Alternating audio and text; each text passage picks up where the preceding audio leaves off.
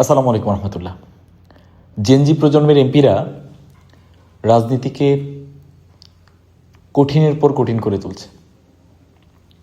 এটা সেই নির্বাচনের মাঠ থেকে শুরু করে এখন পর্যন্ত গতকালকে প্রথম অধিবেশন হলো এবং আমাদের জেনজি প্রজন্মের এমপিরা একের পর এক তারা আপোষহীন মনোভাব থেকে শুরু করে নিজেদের স্বচ্ছতা, নিজেদের জবাবদিহিতার জায়গাটা নিশ্চিত করার সর্বোচ্চ চেষ্টা করতেছে। এবং এটা সবথেকে বড় কনসার্নের ব্যাপার হচ্ছে বাকি 299 আসন। আমি একজন এমপির কথা বলতেছি, এই জন্য বাকি 299-র কথা বললাম। আমাদের হাসনাত আবদুল্লাহ ভাই, যার একটা পেজ বা প্ল্যাটফর্ম আপনারা ইতিমধ্যে দেখছেন, জবাবদিহিতা। আমার কাছে খুব ব্যাপারটা ইন্টারেস্টিং লাগলো যে আমরা ধরেন আমার বয়স 24 বছর, যেই সময় আপনি এই ভিডিওটা দেখতেছেন, আপনারা যেই কয় বছর পার করে আসছেন, আপনাদের জন্য যত কোটি টাকা বরাদ্দ ছিল সরকারের থেকে বা বিভিন্নভাবে বিদেশি বিভিন্ন সহযোগিতা সহ বিভিন্ন জায়গায়, আপনারা কত কোটি কোটি টাকার হিসাব থেকে বঞ্চিত হয়েছেন এবং আমরা কখনো হিসাব নিতে চাই নাই। এই জেনজি প্রজন্মের এমপিরা নিজেদের স্বচ্ছতা এবং জবাবদিহিতা নিশ্চিত করার জন্য নিজেরাই প্ল্যাটফর্মগুলো খুলতেছে। আজকে আমরা যখন এই ভিডিওটা বানাইতেছি, ঠিক 1 ঘন্টা আগে হাসনাত আবদুল্লাহ, কুমিল্লার এমপি, যিনি জনপ্রিয় মানুষ, আমাদের জেনজি প্রজন্মের এমপি, উনি তার এই জবাবদিহিতা প্ল্যাটফর্মটায় উনি খুব স্বচ্ছ ক্লিয়ারভাবে হিসাব দিলেন যে এক নজরে দেবিদ্বার উপজেলার সকল ইউনিয়ন পরিষদের উন্নয়ন সহায়তা, এখানে উন্নয়ন সহায়তা আসলো 2,34,68,200 টাকা। এবার এটা টোটালটাই আপনার ধরেন বড়শাল ঘর ইউনিয়নের 3টা প্রকল্প, এই প্রকল্পের বাজেট 14,98,300 টাকা। তারপরে ইউসুফপুর ইউনিয়ন পরিষদের 14,93,100 টাকা। এভাবে টোটাল একটা উপজেলার হিসাব কিন্তু ওনারা দিয়ে দিল। তো এইটা এবার আপনি আপনার আসনের কথা চিন্তা করেন যে আপনার আসনের যে প্রবীণতম এমপিরা আছেন, এর আগে 1-2বার এমপি হয়েছে, সেই ফ্লোতে আবার এমপি হইল, এই মানুষগুলা হিসাব দিছে আদৌ? আমরা আরও আগে আসি যে আমি যদি আমার উপজেলার কথা বলি যে 101 কোটি টাকা বাজেট, আমি একটা ভিডিওতে আপনাদের বলছি 101 কোটি টাকা বাজেট। 101 কোটি টাকার হিসাবকে আমরা পরবর্তীতে পাইছি কোন রাস্তার জন্য বাজেট কতটুকু, কোন রাস্তার জন্য কি বাজেট, এটা এখনো পর্যন্ত আমরা বুঝে পাই নাই। এগুলো স্থানীয় সরকার প্রকল্প, এখনো পর্যন্ত যেগুলার কোনো ধরনের হিসাব আমরা পাই নাই।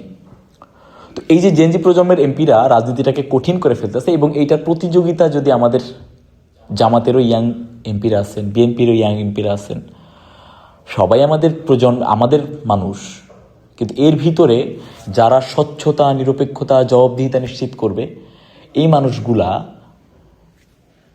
যদি এইভাবে ফাংশন করা শুরু করে, তাহলে বাকিদের জন্য এটা অনেক বেশি চ্যালেঞ্জিং।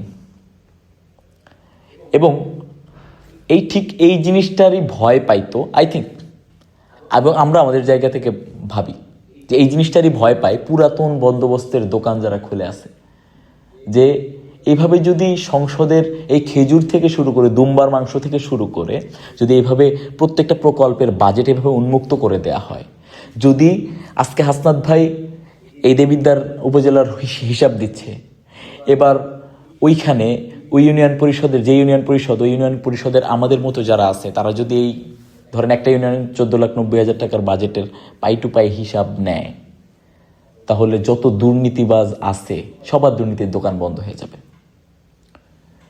তো সকল এমপিদের কাছে এই চাহিদাটাই থাকবে, তার ইউনিয়নের মানুষের কাছে, তার উপজেলার মানুষের কাছে, যে উনি হিসাব দিতে পারলে আপনি কেন হিসাব দিতে পারতেছেন না। অ্যাকচুয়ালি হাসনাত আবদুল্লাহ হিসাব দিতে পারলে আপনি হিসাব দিতে পারবেন, এটার কোনো কথা নাই, কারণ এটা টোটালটাই আপনার কাছে এবং আপনাকে হিসাব দিতে হবে।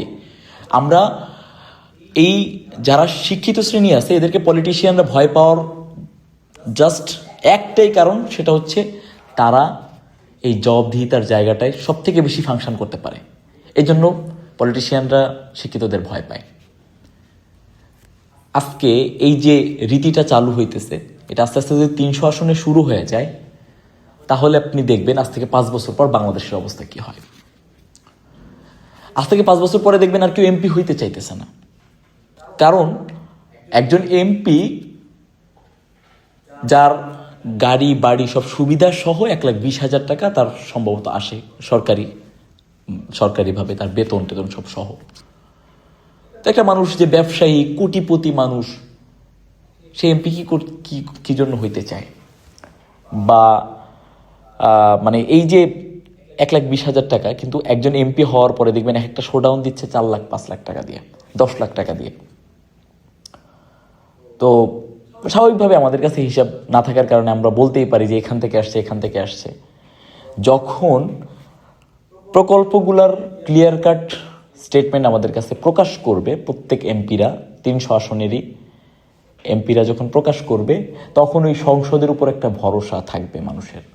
মানুষ জানতে পারবে যে আমার এমপিটা সংসদের এই জায়গায় আমার এই প্রকল্পটার কথা উঠাইছে, আমার এখানে মসজিদের কথাটা আসছে, এখানে মন্দিরের কথা আসছে, এখানে রাস্তার কথা আসছে, এখানে বেড়িবাঁধের কথা আসছে। তো এই স্বচ্ছতাটা নিশ্চিত করা, এটা যেমন ওই একজন এমপির ক্ষেত্রে চ্যালেঞ্জিং, হয়তোবা সবাই মিলে তাকে ধরবে যে ভাই এটা আপনি কইরেন না, আমাদের দোকান বন্ধ হয়ে যেতেছে, নাম্বার 1। নাম্বার 2 হচ্ছে 300 আসনের এমপি আস্তে আস্তে জবাবদিহিতা নিশ্চিত করা শুরু করবে। তো আপনার আসনের এমপি কেমন, এটা আপনি ভালো যাচাই করতে পারবেন, এবং আপনার পূর্ণ রাইট আছে এই ব্যাপারটা নিয়ে জানার। সো আপনি আপনার ইউনিয়ন পরিষদের বরাদ্দ, আপনার ইউনিয়ন পরিষদের কি আসতেছে, এটা খোঁজ রাখা, নিজের অধিকার নিজে বুঝিয়ে নেওয়াটা আমাদের কর্তব্য। আমাদের ম্যাক্সিমাম রিমোট এরিয়াগুলোতে যে কমন প্রবলেম, সেটা হইতেছে আমাদের এলাকার মানুষ এখনো জানে না মেম্বারের কাজ কি, জানে না চেয়ারম্যানের কাজ কি, জানে না উপজেলা চেয়ারম্যানের কাজ কি, জানে না ম্যাজিস্ট্রেটের কাজ কি, জানে না ইউনোর কাজ কি। আমি যদি আমার এলাকার কথা বলি, আমার এলাকার মানুষ এখনো পর্যন্ত ম্যাজিস্ট্রেটের অফিসে যে যাওয়া যায়, ইউনোর অফিসে যে যাওয়া যায়, এইটা শুনলেই তারা বিশাল কিছু মনে করে। কারণ তারা মনে করে যে উনি কত বড় মানুষ না জানি। এই যে আমলাতান্ত্রিক জটিলতা, তারা যে প্রজাতন্ত্রের কর্মচারী, এই জিনিসটা ভুলে গেছি আমরা তাদেরকে স্যার স্যার স্যার স্যার বলতে বলতে। এই জায়গাটাও কমায় আনতে হবে। আরেকটা গুরুত্বপূর্ণ ব্যাপার হচ্ছে আমাদের এমপিরা জনগণের কাছে পৌঁছানোর সর্বোচ্চ চেষ্টা করতেছে। এটা যেমন একাধারে রিস্ক, আমাদের ওসমান হাদি ভাই এটার বাস্তব প্রমাণ। ভাইকে একাধিকবার বলা হয়েছে, অনেকেই বলছে ভাই সিকিউরিটি বাড়ান। উনি জনগণের কাছে থাকতে চাইছে, এবং এটা খুবই পজিটিভ। এটা যেমন একদিক দিয়ে রিস্ক, আরেক দিক দিয়ে অকুণ্ঠ ভালোবাসা পাওয়া যায়। সো সবাইকে একটা কথাই বলবো যে হাসনাত আবদুল্লাহর পথ ধরেন। আপনারা প্রত্যেকটা আসনের ক্লিয়ার কাট হিসাব জনগণের কাছে দেন, তাহলে বাংলাদেশের রাজনীতির গতিপথ ফিরবে, বাংলাদেশের উন্নয়নের গতিপথ ফিরে আসবে। আদারওয়াইজ মেন কথা হচ্ছে সব জায়গায় জবাবদিহিতাটা নিশ্চিত করতে হবে। আপনাদের কাছে অনুরোধ থাকবে যে আপনারা হাসনাত ভাইয়ের ওই পেজটা দেখবেন, এবং উনি খুব সুন্দর করে গুগল ড্রাইভও দিয়ে দিছে, সেখানে খুব সুন্দর করে টোটাল বাজেটটার হিসাব দিয়ে দিছে, 2,34,00,000 না কত টাকা জানো, এবং এর আগেরও কয়েকটা জিনিস দেখলাম পেজে। তো এটা আপনারা দেখবেন, এবং সবাই মোটামুটি পোস্ট করতেছে যে হাসনাত ভাই বাংলাদেশের রাজনীতি কঠিন করে দিচ্ছে। তো আমাদের ইয়াং যারাই আছেন, আপনারাও বাংলাদেশের রাজনীতি কঠিন করে দেন, জনগণের জন্য সহজ করে দেন। প্রত্যেকটা উন্নয়ন, প্রত্যেকটা অধিকার পাওয়ার জনগণের জন্য সহজ করে দেন, এবং শাসক শ্রেণীর জন্য কঠিন করে দেন। এটা হবে আপনাদের জন্য সব থেকে বড়, মানে আমাদের জায়গা থেকে সব থেকে বড় চাওয়া, যে আপনারা টোটাল রাজনৈতিক বিষয়টাকে আপনার খুবই সহজ করে দেন, জনগণের সামনে বোধগম্য, জনগণ যাতে সহজে বুঝতে পারে, এভাবে করে দেন। তাহলে আগামীর বাংলাদেশ একটা রোল মডেল হবে ইনশাল্লাহ। তো এই জবাবদিহিতাটা আমরা চাই, হাসনাত আবদুল্লাহর জবাবদিহিতা সহ অন্য 300 আসনের এমপিরই জবাবদিহিতা আমরা অপেক্ষা করব, এবং যারটাই পাবো সেইটা নিয়েও আমরা আপনাদের সাথেই আসব। সে পর্যন্ত আপনারা সবাই ভালো থাকেন, সুস্থ থাকেন। আসসালামু আলাইকুম রহমতুল্লাহ।